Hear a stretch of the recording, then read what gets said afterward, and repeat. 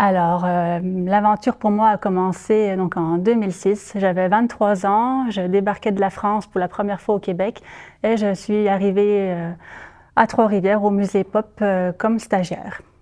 Alors, au début, je me souviens que je suis arrivée, que j'ai été prise en charge par deux personnes vraiment sympas, Louise Desaulniers et Julie Gascon.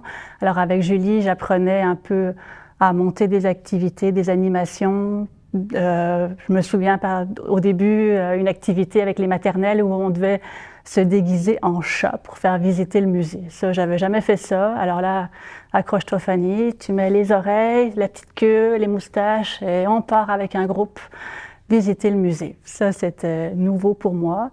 Donc avec Louise Desaulniers, je me souviens, c'était l'exposition Accro du vélo quand je suis arrivée. Donc on a travaillé un petit peu là-dessus. Puis après ça, une exposition de sculpture avec un collectionneur là, qui venait de la région de Montréal, je me souviens plus exactement où. On avait des artefacts à aller chercher et une exposition d'art populaire. Donc c'est ça mes débuts. Alors en fait, d'année en année, là, j'ai renouvelé mes permis de travail et j'ai eu la chance en 2009 de travailler sur un gros projet que M. Gauthier m'avait confié, qui c'était l'exposition Québec en crime, une expo qui retraçait les 100 ans de l'histoire criminelle du Québec. Alors là, c'était waouh, le gros projet, il fallait trouver les artefacts, il fallait trouver les photos, il fallait trouver les archives. Alors beaucoup de voyages à Montréal, à Québec, jusqu'à Fortierville sur les traces d'Aurore l'enfant martyr, la visite du labo médico-légal à Montréal. Je me souviens aussi qu'on était allé au SPVM, je crois, à Montréal, à la police de Montréal, et on avait pu voir des objets là, comme des détecteurs de métal, des appareils pour faire les écoutes électroniques. Donc, c'était vraiment top là, comme recherche à faire et comme expo à monter. Alors, le musée Pop se démarque, d'après moi, par l'approche là auprès des différents publics. Enfin, jamais